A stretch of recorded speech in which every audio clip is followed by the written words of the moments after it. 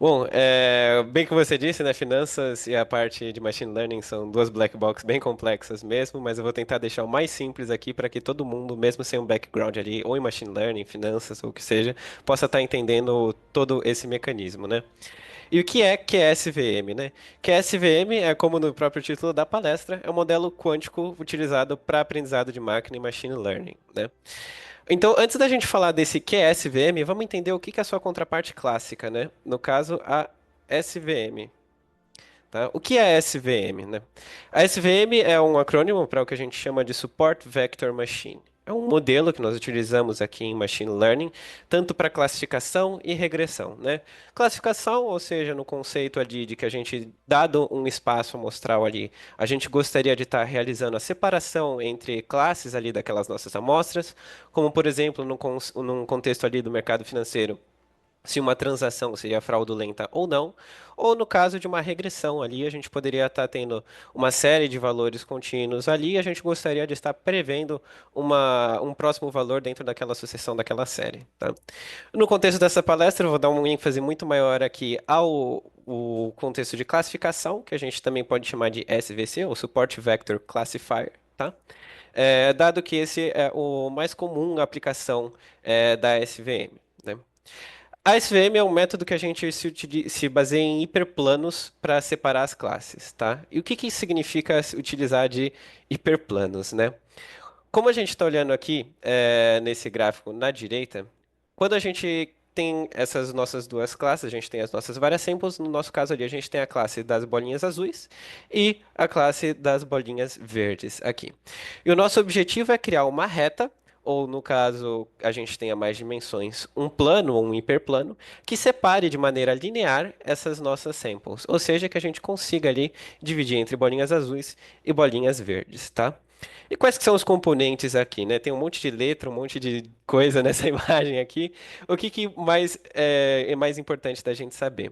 A gente tem essa parte aqui principal, que é realmente o nosso hiperplano, que é essa linha vermelha aqui, que a gente define por uma equação linear nesse caso aqui. Nós temos o que nós chamamos de margens, que seriam essas linhas pontilhadas que vocês estão observando aqui e que o interior ali está colorido meio que de um amarelo. E a gente tem os vetores de suporte, né? O que que é um vetor de suporte, né? Que dá justamente esse nome, né? Support Vector Classifier. Vetor de suporte é basicamente qualquer amostra que está próximo dali dessa borda, né? Ou seja, as amostras difíceis de se classificar. Porque como que funciona esse algoritmo? Ele é basicamente, se você reparar, é um problema de otimização. O que a gente está tentando encontrar aqui é um hiperplano que melhor separe essas duas amostras. Então, a ideia é que a gente vá otimizando essa equação desse hiperplano, de modo que a gente consiga ter uma maior margem ali de separabilidade entre as nossas amostras, tá? E aqui, esses vetores de suporte seria, por exemplo, essa amostra azul que vocês estão observando aqui e essa verde, que são as mais próximas ali do nosso linear de decisão, né? Em termos matemáticos, a gente pode estar expressando que o output ali, o y hat ali seria, por exemplo, 1, caso a gente tenha um valor maior ou igual a zero ali em relação ao posicionamento da margem, ou zero se a gente tiver um valor inferior aqui à nossa margem determinada, tá? A gente pode também expandir um pouquinho mais a terminologia matemática aqui. Eu não vou entrar em muitos detalhes, mas é como eu disse, a ideia é que a gente maximize essa margem. Então a gente tem essa equação aqui, que a gente vai estar. No caso aqui, é uma equação que a gente. É uma equação dual que a gente resolve com é, o termo de Lagrange, e inclusive alguns outros métodos de regularização. Mas eu não vou entrar muito no contexto matemático aqui, até porque eu acho que pode ficar um pouco complicado aqui, dadas as nuances dessa questão. Mas, numa overview, a ideia é que nós vamos transformar esse problema de otimização, dado algumas constraints, ou seja, a gente vai querer que as nossas margens ali, elas permitam um certo nível de erro de classificação, ou seja, a gente quer que a gente tenha umas margens que compensem por potenciais amostras que estejam ali difíceis de classificar, que estejam dando erro no treinamento, mas que gerem um melhor resultado geral, tá?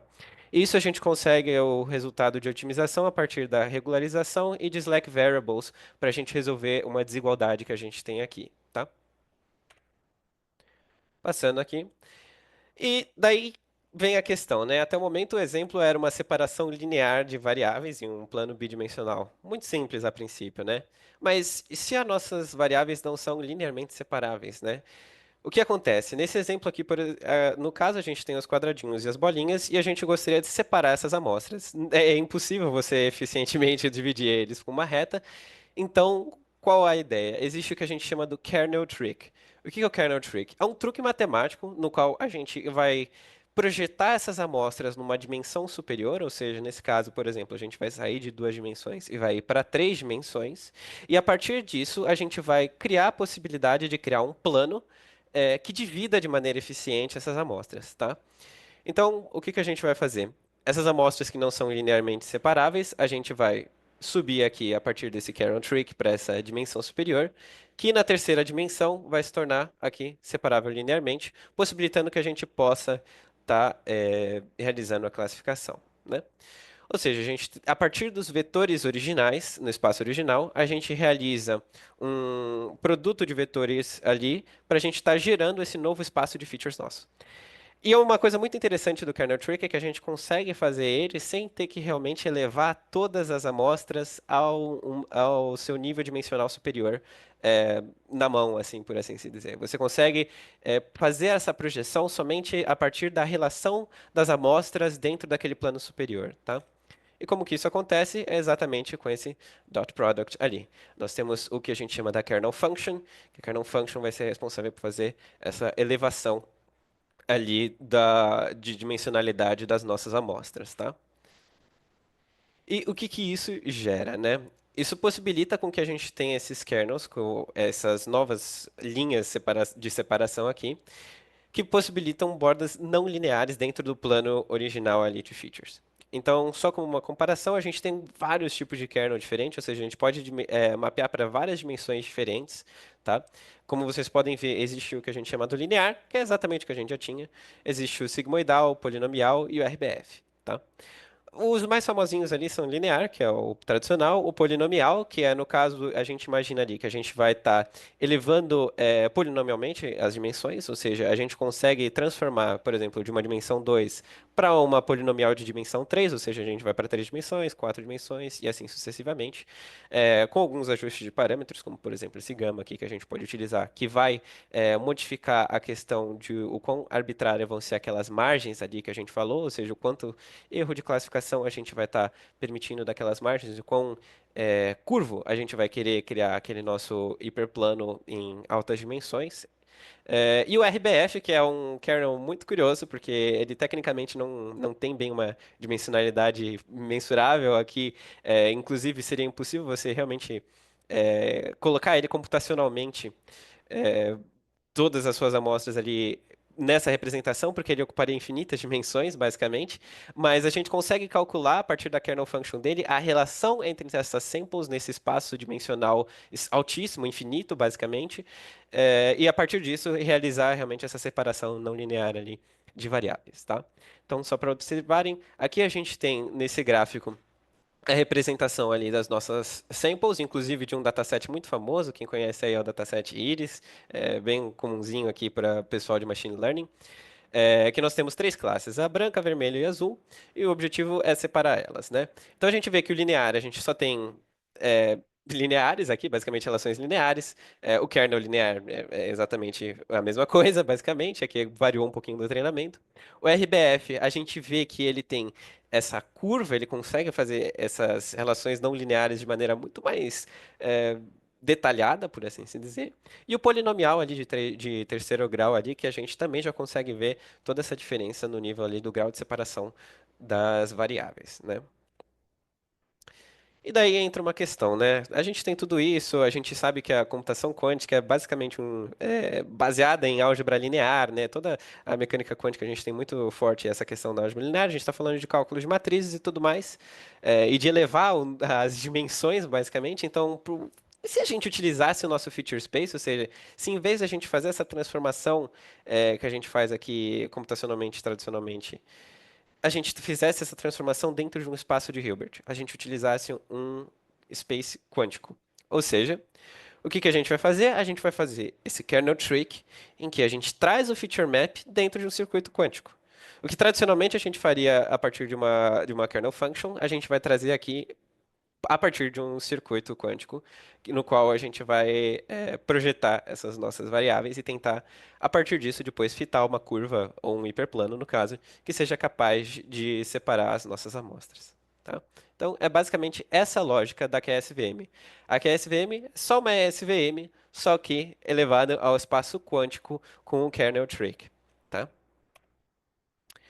Então, mas qual que é a vantagem, né? Tipo, beleza, a gente já está falando de um espaço infinitamente dimensional. O que mais você vai querer possivelmente na vida, além de um espaço infinitamente dimensional para tentar separar os seus dados, né? A ideia é que, por mais que você tenha um espaço infinitamente dimensional como no RBF, você consegue relações diferentes entre esses dados se utilizando de um kernel quântico. Porque, afinal, é uma função, então aquela função vai ter propriedades inatas a ela que vão realizar alguns mapeamentos entre as suas variáveis de uma certa maneira ou outra. Então, por exemplo, você poderia modificar alguns parâmetros da sua função e, por mais que ela seja do mesmo grau de dimensionalidade, você vai ter ali algumas diferenças. Então, aqui só representando, inclusive, aqui o hiperplano em três dimensões e bidimensional, aqui como seria, o acima de n dimensões, é absolutamente impossível representar visualmente, mas é só para uma mera ilustração aqui figurativa.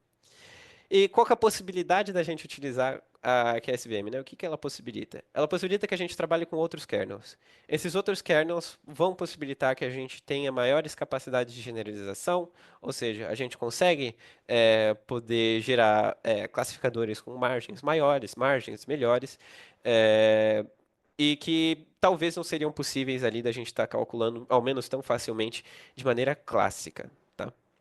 Lembrando que a QSVM, a gente está falando aqui de um método híbrido, né? No final, a gente não vai dar o fit realmente ali 100% no computador quântico, né? Precisaria de um otimizador quântico embutido ali. Não seria o caso, né? Mas como que a gente vai calcular uma QSVM, né? Eu expliquei para vocês como que funciona classicamente. Vamos entender agora como que funciona a QSVM. O primeiro passo para quando você estiver utilizando uma QSVM seria você mapear os seus dados, né? Então, beleza, a gente sabe que esse método pode funcionar, vamos testar ele. Você primeiro precisa colocar esses seus dados em um computador quântico. Você pode fazer isso por meio de um feature map. Como um exemplo, esse ZZ Feature Map. Então vamos olhar um pouquinho mais detalhes esses aqui.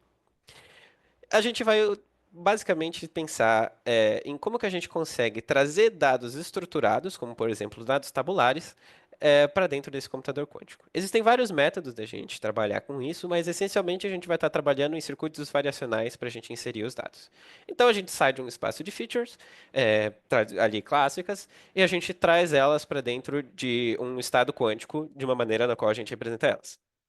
Existem algumas representações, alguns modos, dois modos muito conhecidos, é o que a gente chama do Amplitude Encoding, ou seja, a gente vai codificar esse dado na amplitude do estado quântico que a gente está formando ali, ou seja, a gente vai realizar rotações daqueles qubits para o qual ele represente o nosso dado clássico ali, ou Basis Encoding, que a gente vai fazer a codificação da base ali realmente, a gente vai estar codificando aqueles dados. Tá? E no caso aqui do exemplo que inclusive depois eu vou mostrar na prática para vocês como vocês podem utilizar uma QSVM, a gente vai utilizar o ZZ Feature Map. O que é o ZZ Feature Map, né? Basicamente um circuito variacional, que é uma maneira estabelecida que a gente utiliza aqui para estar representando o nosso mapa de features. Lembrando também que esse aqui não é o único modo, você pode tipo criar até mesmo um próprio modo ali de codificar os dados de maneira diferente. Esses métodos também de feature map tem diversos parâmetros os quais podem afetar mesmo o funcionamento da QSVM, tá? E, por exemplo, existem o Pauli X Encoding, existe o Z Feature Map, que é diferente do ZZ, existe Real Amplitudes, ou seja, você vai codificar diretamente as suas variáveis ali nas amplitudes. Então, por exemplo, você realiza uma normalização e vai estar realizando uma rotação ali arbitrária baseado naquele valor que você obteve classicamente e que você normalizou, tá? E aqui é a carinha do circuito de um ZZ Feature Map. né? O que que a gente faz, né? Primeiro a gente aplica um gate Hadamard e depois a gente realiza ali uma rotação de acordo com o que a gente recebeu ali dos dados parametrizáveis. Aqui, por exemplo, x0, x1, x2, x3. Lembrando que cada um desses qubits representa uma feature do nosso dataset original. Ou seja, nesse caso aqui a gente estaria imaginando que nós temos quatro features sendo analisadas ali para o nosso problema de machine learning. Tá? E aqui o nome completo seria um ZZ Feature Map linear de uma repetição. O que, que significa linear de uma repetição, né? A gente tem o encode no input, que é como eu disse, a gente está fazendo ali o encode na amplitude ali do estado, e a gente tem esses blocos de repetição, né? Esses blocos de repetição, o que que eles fazem, né? São basicamente um jeito da gente reforçar relações entre as features a partir de entrelaçamentos e entrelaçamento quântico entre as variáveis, entre os qubits ali. E esse bloco de repetição, como está no nome, é claramente você pode repetir ele, né? E isso gera, dependendo do seu dataset, diferentes tipos de comportamentos, tá? Então, o que que a gente tem aqui? A gente tem o bloco de repetição e dentro dele a gente tem as camadas de entrelaçamento aqui, que a gente vai estar realizando aqui com vários cenotes. Nesse caso aqui, o linear é exatamente isso. Significa que a gente trabalha com entrelaçamento linear. Ou seja, a gente realiza de maneira linear o entanglement entre essas nossas features, ou qubits, no caso aqui, tá? Existem outros métodos de entrelaçamento que você poderia estar utilizando, como o full encoding, o full entanglement, que seria você faz um entrelaçamento de todas com todas, basicamente, é o que você poderia estar fazendo, e você pode também adicionar blocos de repetição ali, tá? Então, é basicamente isso. E você, inclusive, existe a possibilidade de não ter o entrelaçamento. Ou seja, você simplesmente não utilizaria o entrelaçamento, simplesmente utilizaria o circuito quântico com o seu encoding ali, que seria até mesmo próximo ali, talvez, de um real amplitude, só que sem realmente a parte do entrelaçamento, né?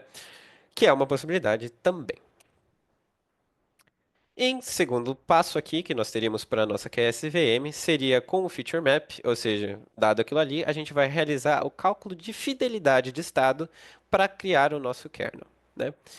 Lembra que eu falei da parte matemática que a gente vai estar calculando o, a nossa matriz ali, não por realmente fazer com que todas as amostras vão naquele espaço dimensional infinito? A gente vai fazer o mesmo truque aqui, só que para a gente calcular essas relações entre aqueles estados quânticos, ou seja, cada um daqueles circuitos que a gente montou, que cada um deles vai representar uma sample, ou seja, como eu disse, aquele circuito ali representa uma sample, cada qubit uma feature diferente, a gente vai calcular o que a gente chama de fidelidade de estado. É basicamente uma medida de o quão similar um estado é em relação ao outro. A gente vai estar comparando eles e a partir disso a gente vai realizar a montagem de uma matriz, que vai ser a nossa matriz de kernel, que vai ser utilizada ali para o fit da nossa SVC, ou SVM, que é SVM no caso, né? E como que a gente faz isso, né? A gente vai fazer a partir desse cálculo, que é uma conta meio feia, admito, mas isso aqui é para o caso de um estado quântico mixto. E aqui a gente tem, inclusive, a representação mais simples aqui. É um cálculo relativamente simples para a gente estar realizando ali para a fidelidade do estado, que a gente faz basicamente ali o bracket deles e leva ao quadrado. E aqui nós geramos a nossa matriz, tá? Aqui a diagonal vocês vão ver que realmente tem uma diagonal bem definida, mas é por causa das relações ali das amostras, tá? E é isso aqui que a gente vai utilizar para poder dar o fit do nosso hiperplano e realizar as classificações. Pois bem, então a gente agora já tem a nossa matriz, já tem as nossas features mapeadas, nossas samples mapeadas, o que que resta? Realmente, só a partir do kernel pronto, a gente vai pré-computar o nosso kernel de treinamento e realizar realmente o treino. Então a gente pode fazer a inferência e classificar os dados. Como vocês podem ver, inclusive pela imagem ali na direita, a gente tem bordas de classificação muito diferentes aqui do que a gente tinha visto antes, né? Mas pode ser uma consequência justamente da gente estar utilizando esse mapa totalmente diferente aqui, esse kernel totalmente diferente, baseado aqui em propriedades quânticas, tá? Então, é um exemplo. E daí a pergunta que sempre vem à tona é: existe possibilidade de aplicação prática, né? Tipo, nós vimos todos esses métodos, muito legal, mas existe alguma tentativa de aplicar praticamente? Se sim, existe realmente essa vantagem? Existe aplicações práticas, sim. Inclusive, a IBM realizou pesquisas no campo de detecção de fraudes em cartões e liberou tanto um paper quanto uma patente oficial de um modelo baseado em QSVM e em Ensemble que teria uma vantagem em relação a métodos tradicionais de classificação. O objetivo disso aqui era basicamente, dado uma transação financeira, você queria classificar entre fraudulenta e não fraudulenta, e eles descobriram que, juntando um classificador quântico, ou seja, no caso, uma QSVM, junto de um classificador clássico chamado XGBoost, que é um outro tipo de algoritmo que a gente utiliza, que é baseado em árvores de decisão boostadas, você conseguiria gerar uma combinação deles que ficaria mais forte do que um classificador clássico, que geralmente se utilizaria nesse contexto. Então, é possível ali a gente estar olhando ali uma possível vantagem em relação a um modelo clássico tradicional. Isso significa que a SVM é sempre melhor ou que é um método completamente infalível? Não. Como sempre dizemos, na área de machine learning, a gente fala que there is no free lunch, ou seja, não existe almoço grátis.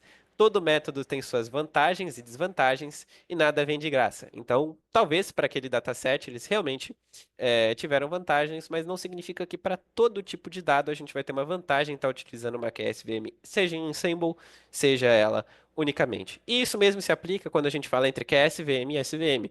Às vezes, tudo que você precisa é de uma separação linear e não existe a necessidade de você estar realizando toda essa matemática complicada ali, tá?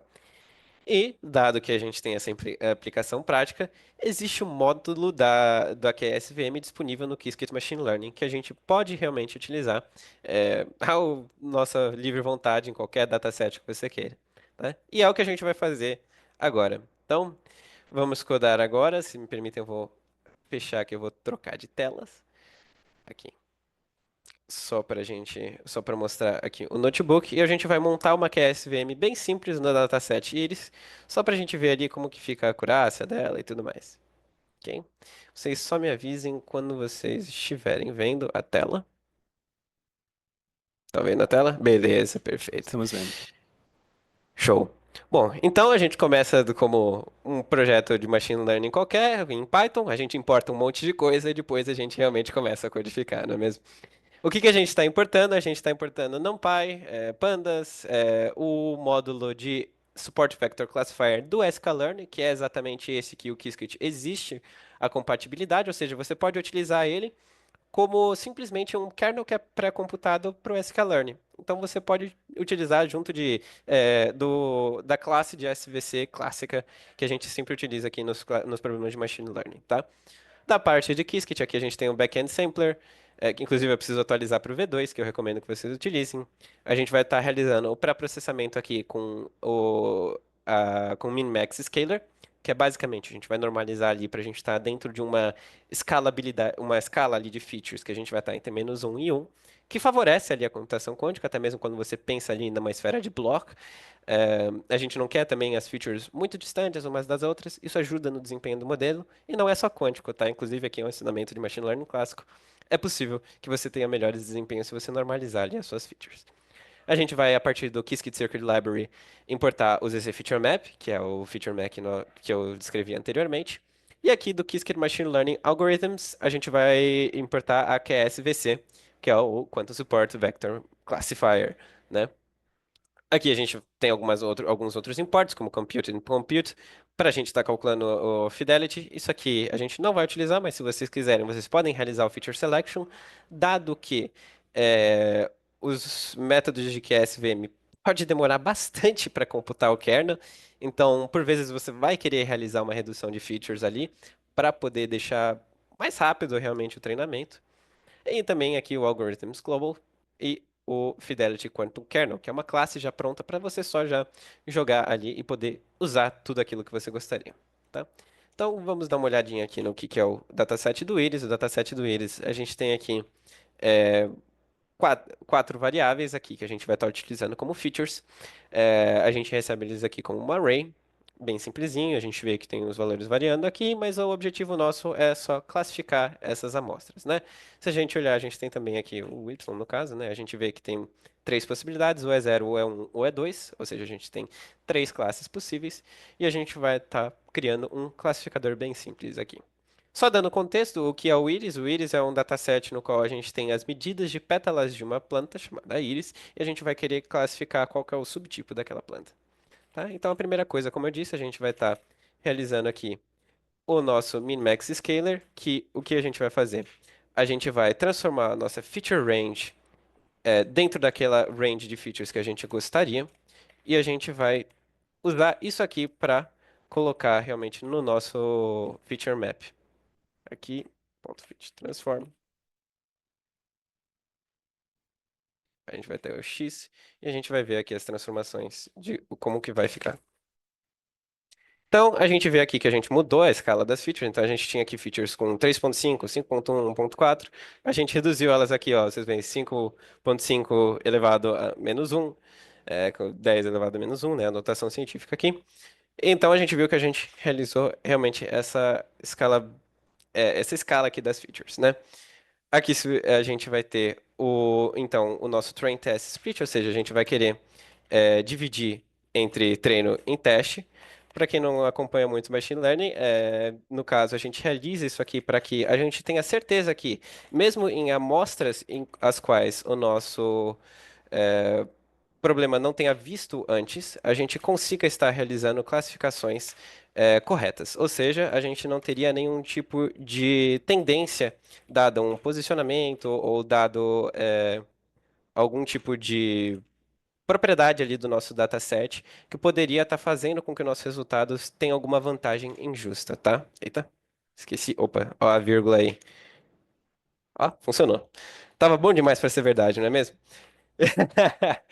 Pois bem, e daí a gente tem aqui realmente o nosso Feature Map, no qual a gente vai calcular aqui a partir do ZZ Feature Map. A gente vai simplesmente colocar aqui, vai especificar a Feature Dimension, ou seja, qual que é o tamanho das features que a gente vai estar utilizando aqui. Pode ser o X-Scaler, o Scaler, porque eu coloquei ele assim, mas vocês podem utilizar o X-String, que seria o mais correto, mas agora já foi. Vocês vão pegar o shape dele, ou seja, vocês vão querer saber qual que é o formato daqueles dados que você está recebendo. A gente vai definir aqui o reps, ou seja, a quantidade de repetições daquele bloco que eu tinha demonstrado igual a 1, e definir o tipo de entrelaçamento. Simplesmente assim, você tem o seu feature map. Vamos ver esse feature map, como que ele é? A gente vai dar um decompose do circuito e vai desenhar ele aqui no Qiskit, utilizando MPL. E aqui está o nosso circuito. Então, esse aqui é um circuitozinho aqui que a gente vai ver do nosso feature map, tá? É basicamente isso aqui que a gente vai estar utilizando para a gente poder fazer todas aquelas nossas operações que eu me conformei. E para a gente rodar, a gente vai ter que escolher o que back-end que a gente vai estar utilizando, né? Ou seja, o que que é o back-end? É basicamente qual tipo de computador quântico ou simulador que a gente vai estar utilizando. No nosso caso aqui, a gente não tem um computador quântico fácil assim para utilizar. Infelizmente, o Itaú não comprou um computador quântico ainda, então não podemos já disponibilizar assim. Então a gente vai usar aqui um simuladorzinho local o qual a gente chama de MPS, ou Matrix Product State, que é um simulador usualmente rápido, tá? No modo de que, como um sampler, a gente vai estar realizando aqui um back-end sampler, utilizando esse tipo de simulador. Então, back-end igual a MPS back-end, ou seja, a gente está definindo isso aqui, e a gente está aqui basicamente definindo todo o nosso back-end. Esse avisozinho aqui é porque eu estou usando o back-end sampler V1, já lançou o V2, dadas as novas versões do Qiskit, que está em constante atualização.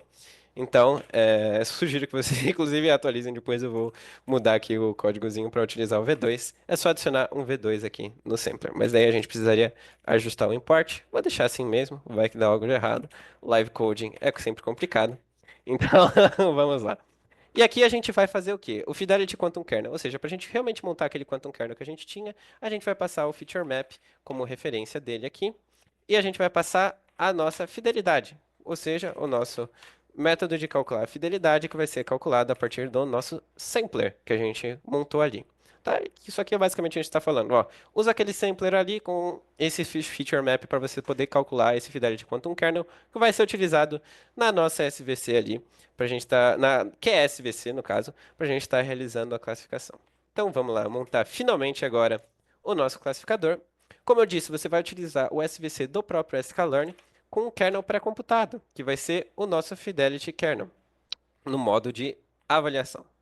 aqui, só para a gente não mexer no kernel, não complicar ele aqui. E você vai somente dar o fit nos dados aqui e deveria funcionar. Isso pode demorar até 1 minuto, então, até mesmo se tiverem algumas perguntas aqui, eu acho que já seria muito bom até. Pode demorar 1 minuto mesmo, gente. Só montar aqui a acurácia, só para a gente provar que eu não estou mentindo, ele realmente classifica alguma coisa. A gente vai testar aqui no teste e a gente vai só mostrar o quanto que é a nossa accuracy aqui. Perfeito. Vai demorar ainda uns 30 segundos assim de experiência fora. É, perguntaram no chat aqui, Victor, pode repetir como seria com a Sampler V2? Ah, então, o backend sampler V2 você só mudaria aqui, você colocaria V2 e no import a gente colocaria, cadê? V2, tá? A gente só vai mudar o import.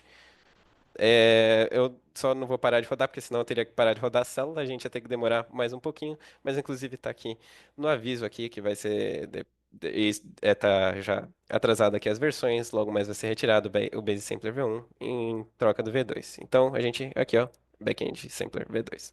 Olha só, e na tempo de resposta de uma pergunta, a gente também teve a resposta se o nosso kernel foi fitado, né? Então, vamos agora calcular a acurácia. Pode demorar alguns segundos aqui pra gente estar realizando aqui o scoring, mas não deveria demorar tanto. É, eu espero que seja por volta de 90%, mas acho que podemos mandar mais uma pergunta aí do chat. No caso, se executar local é mais custoso? No caso, esse Matrix Product State aqui é uma execução local, tá? Isso aqui eu estou realizando realmente o cálculo no meu computador. Você poderia estar utilizando o simulador da IBM, por exemplo.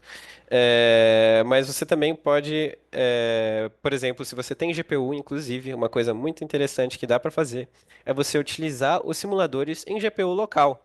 Para você fazer isso, você poderia utilizar o Qiskit Air GPU, tá? Para vocês usarem o Qiskit Air GPU, vocês só dão pip install Qiskit Air GPU, tá? Que inclusive vai rodar bem mais rápido do que geralmente você rodaria com CPU, principalmente para circuitos maiores, ou seja, quando você tiver kernels ali bem maiores. Eu não utilizei um kernel maior, porque como vocês viram, demorou 1 minuto. Ninguém quer ficar aqui só olhando o kernel ser computado durante 30 minutos.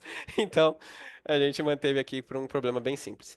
Aqui a acurácia, como vocês viram, ficou 0,93.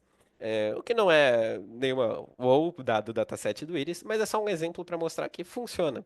Tá? Então vocês podem estar utilizando esse método, vocês podem até mesmo modificar o coeficiente C, que seria o coeficiente de regularização, que vocês podem colocar. Ele por default vem 1, mas você pode colocar 0,5 e ver o que acontece.